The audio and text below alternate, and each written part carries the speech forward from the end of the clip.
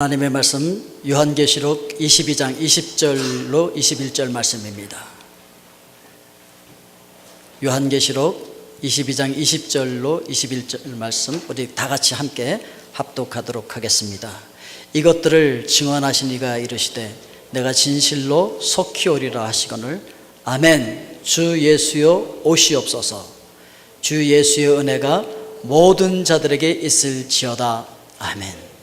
소리가 조금 하워링이 나고 있으니까 마이크 좀 조정해 주시기를 부탁드리겠습니다. 우리 기도하겠습니다. 은혜로우신 아버지 하나님, 오늘 하나님의 존귀한 말씀을 저희들 함께 합독하였습니다. 말씀과 함께 성령님 우리 가운데 운행하시고 직접 각 심령에게 말씀하여 주시옵소서. 예수 그리스도의 이름으로 기도하옵나이다. 아멘. 여러분, 성경을 두 자로 줄이면 뭐가 된다 그랬죠? 성경 전체의 내용을 두 자로 줄이면 넌센스 퀴즈입니다. 태맨이 됩니다. 태맨. 태초에 하나님이 천지를 창조하시니라. 그리고 제일 끝에 아멘. 그래서 태맨 하면은 성경 전체를 요약한 것이 된답니다. 2014년이 시작되었습니다. 많은 사람들이 인생은 돌고 도는 것이야, 시간은 그저 돌고 도는 것이야, 사람이 태어났다가 원숭이도 되고 개도 되고 돼지도 됐다 다시 사람으로 태어나고 돌고 도는 것이야 라고 생각하는 윤회설을 주장하는 사람들이 많이 있습니다. 힌두교와 불교에서 그렇게 이야기하고 있죠. 그렇지만 우리 기독교에서는 인생은 태어나서 끝나는 때가 있어, 시간은 끝나는 때가 있어, 시작점이 있고 끝나는 때가 있다라고 가르쳐주고 있는 것이죠. 그래서 오늘 우리는 새롭게 시작하지만 그러나 끝을 기억해야 된다. 그래서 오늘 말씀의 제목은 시작할 때 끝을 생각하라 라고 하는 것입니다. 한 해의 시작이 있는 것처럼 우리 인생의 시작도 있었지만 한 해의 끝이 있는 것처럼 우리 인생도 반드시 끝이 있다라고 하는 것을 기억해야 한다고 하는 것이죠. 마지막 시대를 살아가는 오늘 저와 여러분들에게 주님께서 정말 지향적인 삶을 살라고 촉구하고 있는데, 이 계시록의 마지막 메시지는 우리에게 바로 그러한 종말적인 삶을 살아갈 것을 촉구하고 있는 내용인 것입니다. 그렇기 때문에 이렇게 인생의 끝을 생각하고 이 세상의 끝을 생각하는 삶을 살아간다고 한다면 우리는 가장 이상적인 삶을 살아갈 수 있는 삶의 태도가 되어질 것입니다. 우리는 우리 교회의 영성 프로그램 중에 하나 베델 동산이라고 하는 것이 있었고, 우리 거기에 많은 사람들이 동참했었습니다. 그때 우리가 했던 것이 무엇입니까? 그 프로그램 중에 하나가 관 속에 들어가는 체험이에요. 관 속에 들어 누워 있는 거죠. 내가, 여러분, 그때를 기억하라는 것이죠. 내가 죽어서 관 속에 누워 있을 때 나를 향하여서 조사를 읽어줄 사람이 어떤 내용을 읽어주기를 원하는가, 내가 누워있을 때 내 주변에 있던 사람들이 와서 나에게 뭐라고 이야기해 주기를 원하는가를 기억하라는 것이죠. 그 정말 지향적인 삶을 살아간다고 한다면 우리의 삶이 달라질 것이고, 그런 2014년도를 시작했다고 한다면 우리 2014년도의 삶이 완전히 달라질 것입니다. 만약에 우리가 그런 정말 지향적인 삶을 살지 못한다고 한다면 우리 신앙의 긴장이 떨어져서 우리는 실패의 삶을 살아갈 가능성이 굉장히 큽니다. 어떻게 우리가 정말 지향적인 삶을 살아갈 수 있을까? 그건 주님과 동행하는 것입니다. 그러면서 주님의 마음을 배우고 주님의 마음을 품고 살아갈 때 그것이 가능하다고 하는 것이죠. 그래서 원래 우리 교회의 표어는 예수님의 마음으로 이렇게 정했습니다. 무엇을 하든지 예수님의 마음으로 하자는 것이죠. 여러분, 부부가 오래 같이 살면 닮는다라고 이야기를 많이 합니다. 그렇습니다. 누구와 같이 오래 있느냐에 따라서 그를 닮게 되어 있는 것이죠. 여러분들이 주님과 동행하고 주님과 같이 생활한다고 한다면 주님을 닮게 되어 있어요. 주님처럼 생각할 수 있게 되어져요. 그 주님의 마음을 품을 수가 있게 되어지고, 주님의 마음을 알고 주님의 마음을 품어서 주님의 뜻대로 생각하고 주님의 뜻대로 보고 주님의 뜻대로 내 발걸음을 옮길 수 있고 주님의 뜻대로 우리가 살아갈 수 있다는 것이죠. 구약에 보면은 하나님과 동행했던 인물이 있었습니다. 에녹이었습니다. 그가 어떻게 하나님과 동행할 수 있었을까요? 65세까지는 하나님과 동행했다는 기록이 없습니다. 에녹이 65세에 자녀를 낳았습니다. 그리고 나서 하나님과 동행했다라고 성경은 이야기를 하고 있습니다. 도대체 무엇이 에녹으로 하여금 하나님과 동행하도록 만들었을까요? 유다서 1장 14절부터 보면 이렇게 말하고 있습니다. 아담의 7대 손 에녹이 이 사람들에 대하여도 예언하여 이르되 보라, 주께서 그 수만의 거룩한 자와 함께 임하셨나니 이는 무사람을 심판하사 모든 경건하지 않은 자가 경건하지 않게 행한 모든 경건하지 않은 일과 또 경건하지 않은 죄인들이 주를 거슬려 한 모든 완악한 말로 말미암아 그들을 정죄하려 하심이라 하였느니라. 그러니까 하나님께서 이걸 경고해 주셨어요. 하나님의 메시지를 들었단 말이죠. 그때부터 그래서 자기 아들을 낳아서 이름을 뭐라고 짓냐면 무드셀라라고 지어요. 여러분, 하나님께서 마지막 날에 대한 예언을 이 에녹에게 해주었기 때문에 에녹이 그 경고를 듣고 아들 이름을 무드셀라라고 짓는데, 이 무드셀라라고 하는 단어는 두 개의 단어가 합성되어 있어요. 무트, 셀라가 합성되어졌는데, 이 무트라고 하는 건 죽는다라고 하는 의미예요. 심판을 받는다라고 하는 의미고, 셀라라고 하는 것은 보낸다라고 하는 의미가 있어요. 그래서 이것을 합쳐서 무드셀라의 뜻은 무슨 뜻이 되냐면 그가 죽으면 심판을 보낸다는 뜻이에요. 하나님의 경고의 메시지를 들었던 에녹이 아들을 낳으면서 이름을 무투셀라라고 지은 거예요. 그러니까 무드셀라가 죽으면 하나님께서 심판하신다라고 하는 의미인 것이죠. 그러니까 날마다 일어나서 무드셀라야 일어나, 무드셀라야 공부해, 무드셀라야 밥 먹어, 무드셀라를 계속 불렀을 거 아닙니까? 부를 때마다 기억했던 게 뭐였어요? 하나님의 경고의 메시지를 기억했죠. 그가 죽으면 심판하신다, 하나님께서 반드시 심판하실 때가 있다 라고 하는 것을 기억한 거죠. 자, 이 마지막 때를 기억하면서 정말 지향적인 삶을 살았던 에녹이 누구와 동행하며 살았을까요? 당연히 하나님과 동행하며 살죠.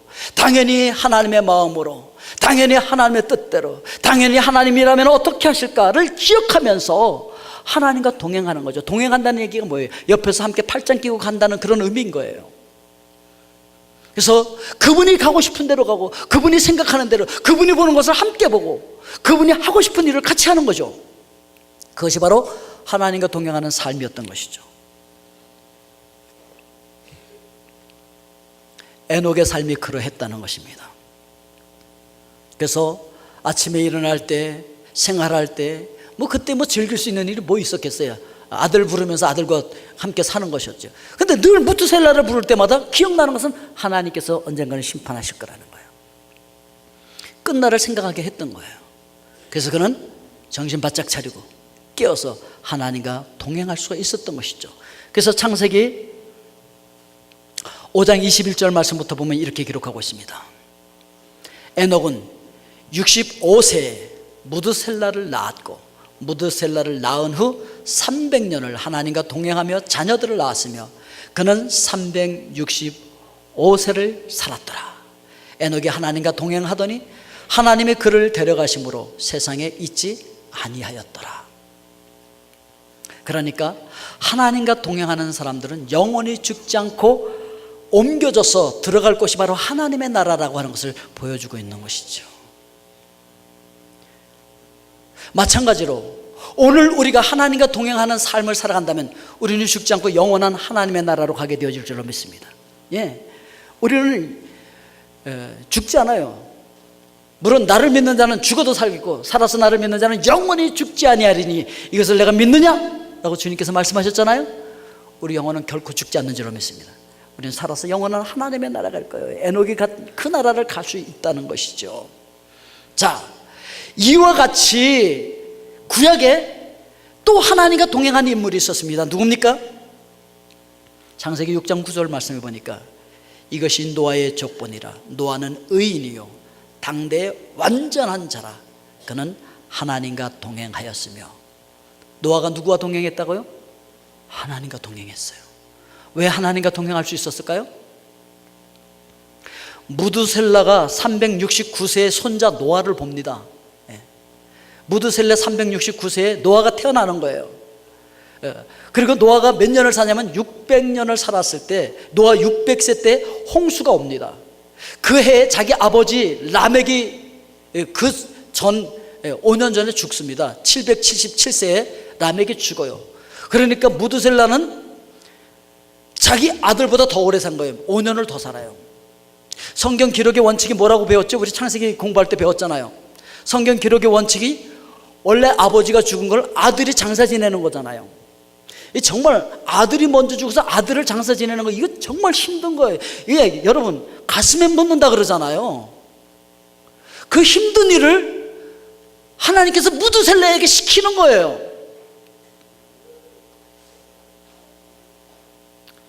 그 마음이 얼마나 아팠겠습니까, 여러분?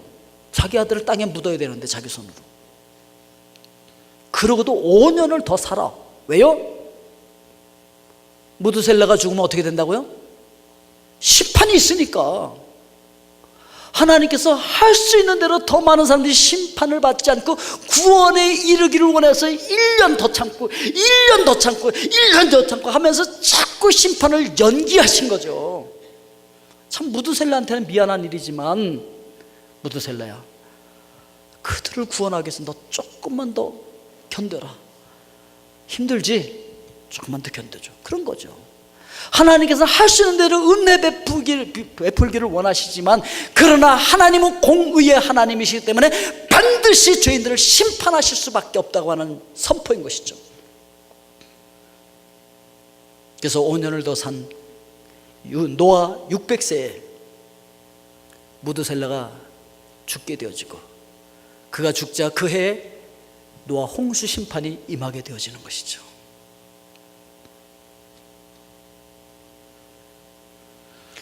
그래서 노아는 600년 동안 할아버지 무드셀라와 함께 사는 거예요. 무드셀라와 함께 살면서 뭘 기억했을까요? 당연히 할아버지 이름을 기억했고, 할아버지 이름에 새겨져 있는 그 숨어있는 의미를 알고 있었던 거죠. 할아버지가 죽으면 심판하신대. 할아버지가 돌아가시면 심판을 하나님께서 보내신대. 그러니까 노아 역시 정말 지향적인 삶을 살 수 있었던 것이죠. 심판을 기억하면서 살 수 있었던 것이죠. 마지막 순간을 기억하면서 살 수 있었던 것이죠. 그러했기 때문에 노아의 삶도 당시에 완전한 자였고 의인이었고, 누구와 동행했다고요? 하나님과 동행하는 삶을 매 순간 살 수가 있었던 것이죠.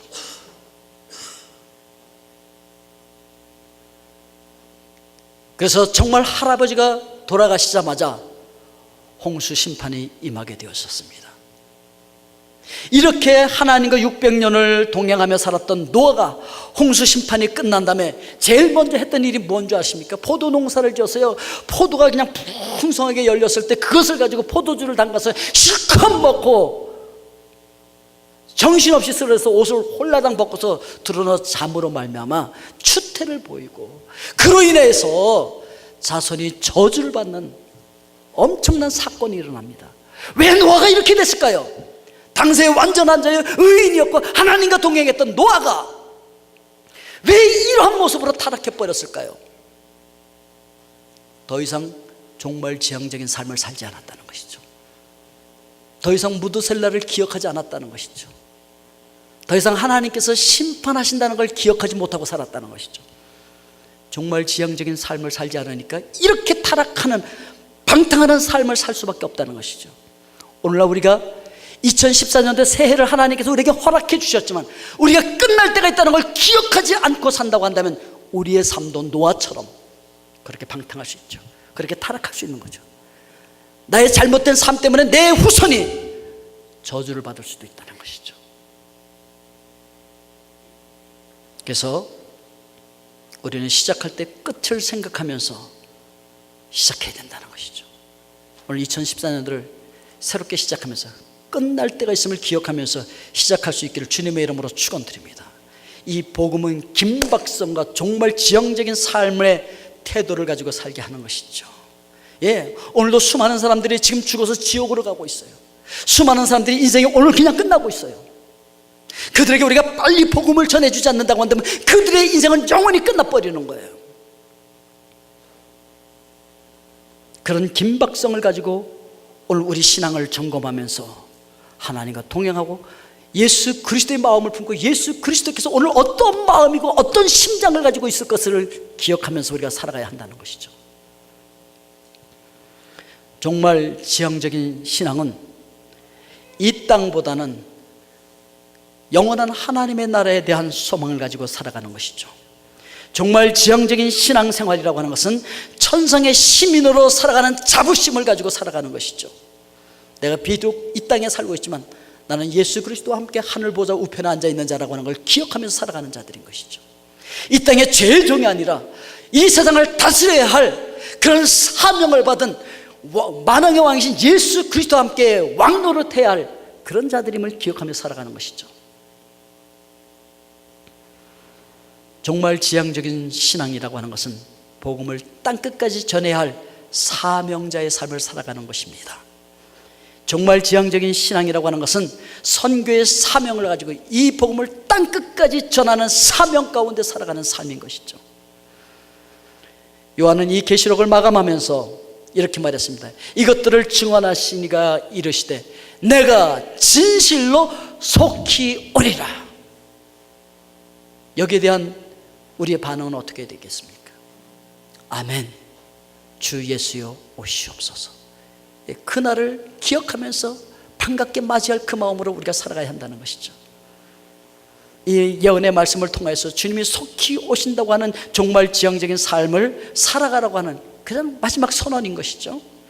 마태복음 24장 14절에 보니까 이 천국 복음이 모든 민족에게 증언되기 위하여 온 세상에 전파되리니 그제야 끝이 오리라. 정말 지향적인 삶을 살아가는 사람들은 그래서 복음을 땅끝까지 전할 수밖에 없는 거예요. 선교사의 삶을 살아갈 수밖에 없어요. 과테말라 한인교회는 전교인이 뭐라 그랬습니까? 선교사라고 했어요. 정말 지향적인 삶을 살아간다면 정말 이 복음을 땅끝까지 전하는 선교사의 삶을 살아갈 수밖에 없다는 것이죠.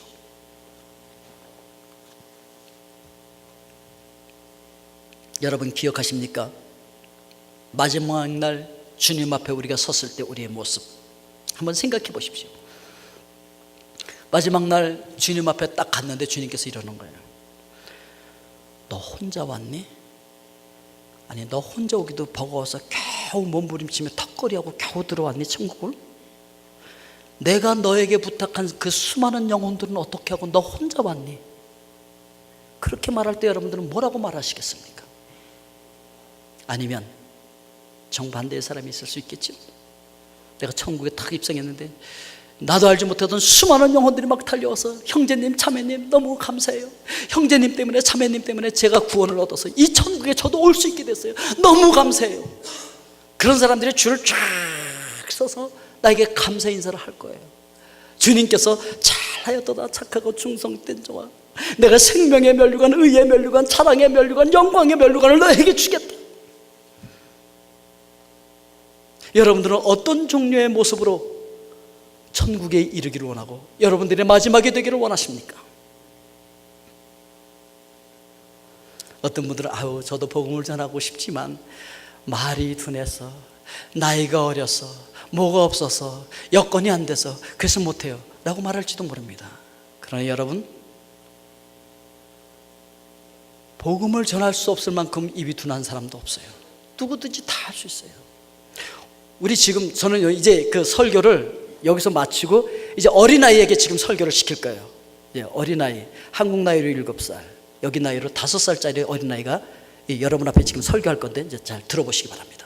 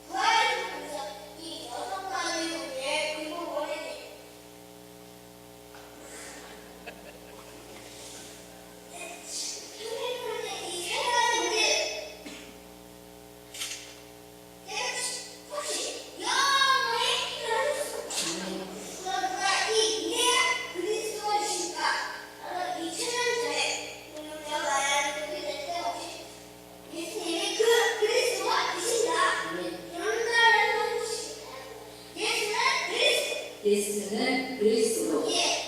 예수님이 그리스도이심을 믿으면 구원을 받습니다. 요한복음 3장 16절에 하나님은 이 참다한 교훈을 주셨으니 이는 저는 믿는 자마다 넘어지 않고 영생을 얻게 하려 하십니다. 누구든지 예수님이 그리스도이심을 믿는 자마다 넘어지 않고 이 영생에 이름까지 축복을 받게 됩니다. 그럼 이 일곱 가지 축복이 무엇일까? 첫 번째, 이 무지한 성벽이 하나님의 능력입니다. 두 번째, 성령 하나님이 단지 마음속에 들어가서 천국 가는 인도를 주십니다. 세 번째, 예수님이 그리스도인이라 그러면 반드시 응답을 주십니다. 네 번째, 사탄은 먼저 24시간 요구를 드립니다. 다섯 번째, 예수 그리스도인으로 기도하는 사탄이 반복됩니다. 여섯 번째, 당신의 이름이 하늘나라 삶을 지키고 되고 처음과 보상에 됩니다. 일곱 번째, 이 복음 세상 사람들이 지나는 복을 주십니다. 하나님은 당신의 이 영생에 일곱 가지 축복을 받기는 간절히 원하십니다. 그래서 가장 우리가 예수님은 당신에게 보내주셨습니다. 그럼 당신은 이 복을 주제 여섯 가지 축복을 원하십니까? 왜 일곱 가지 축복을 원합니까? 왼쪽에 일곱 가지 축복을 원합니다. 계속하면 공짜가 음악에서 사탄이 굉장히 무서운 거거든요.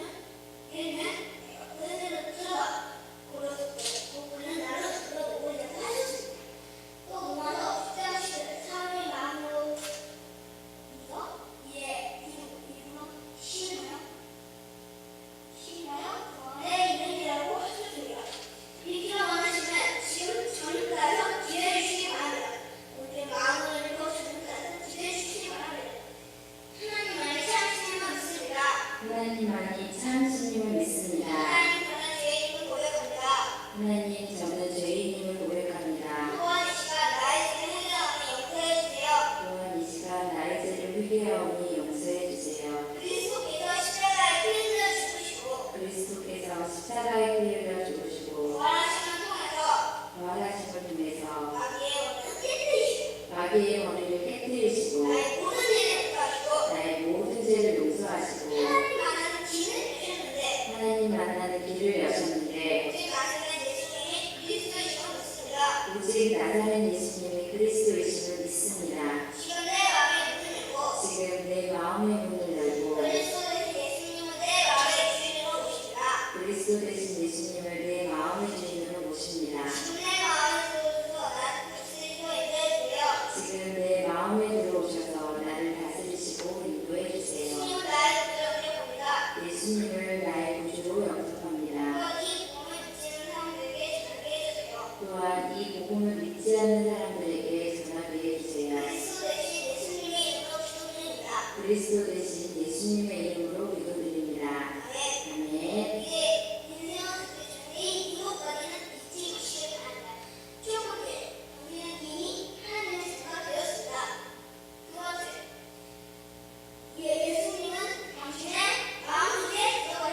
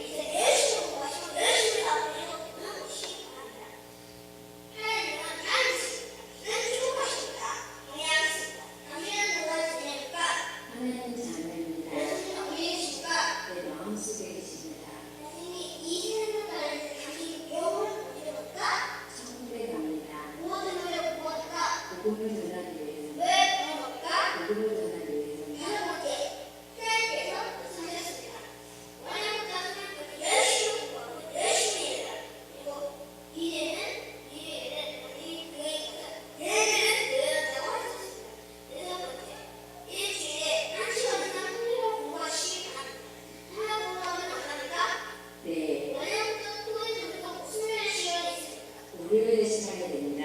몇 시부터 몇 시까지 시간이 주십니까? 1시부터 2시까지 시간입니다. 그럼 오늘 1시에 무엇 공부해도 되겠습니까? 네. 이거 번째, 이 보험 부스 30분 정도 들으시고 이 보험 들으시는 사람은 이전에 그냥 따라오시기 바랍니다. 왜냐하면 지금 이 보험 문화 진행이 싫다고 굉장히 끊어내는 사람이 너무 많기 때문입니다. 이제 당신은 하나님의 자녀가 됐습니까? 항상 스승님의 사랑을 하십니다. 하나님은 당신을 사랑하십니다.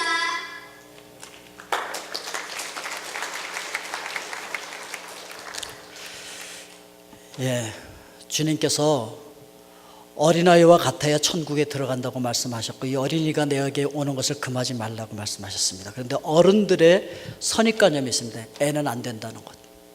애들은 저리 가라. 무슨 뱀장수입니까? 예수님 당시에도 그랬어요. 제자들이 아이들은 저리 가라고.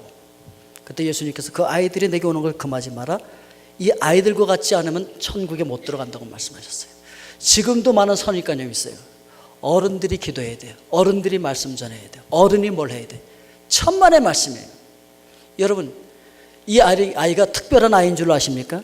아니요, 평범한 아이예요. 우리 아이들은 이렇게 못하는 줄 아십니까? 아니요, 할 수 있어요. 다만 우리가 못한다고 생각하는 거예요. 우리가 못한다고 생각했지 아이들은 할 수 있는 거예요. 우리가 못한다고 생각해서 아이들에게 할 수 있는 기회를 뺏어버린 거예요. 2014년도에 우리 아이들에게도 이런 기회를 주실 수 있는 교사들 다 될 수 있기를 주의 이름으로 축원드립니다. 할 수 있습니다. 누구든지 할 수 있어요. 예수님께서 그런 어린아이를 본받으라고 말씀하셨습니다. 오늘 여러분들도 그 복음을 전하십시오. 정말 지향적인 삶을 살아가십시오. 아멘. 주 예수여 오시옵소서. 계시록은요 전체가 다 예배예요. 예배를 하나님 앞에 드리는 과정을 쭉 기록한 거예요. 그리고 설교자와 말씀 선포자와 회중들이 함께 주고받는 내용이었어요. 그리고 다 그 설교자가 마지막에 선포한 다음에 회중들이 아멘 주 예수여 오시옵소서. 그리고 마지막에 축도가 있습니다. 주 예수의 은혜가 모든 자들에게 있을지어다. 아멘으로 계시록의 예배가 끝나는 거예요. 2014년도에 여러분들의 삶이 이렇게 하나님 앞에 드려지는 예배가 되어지다가 2014년도를 마지막으로 마감하는 송구영신 예배 때 여러분들도 이렇게 아름다운 축복의 예배를 드릴 수 있기를 주님의 이름으로 축원드립니다. 기도하겠습니다.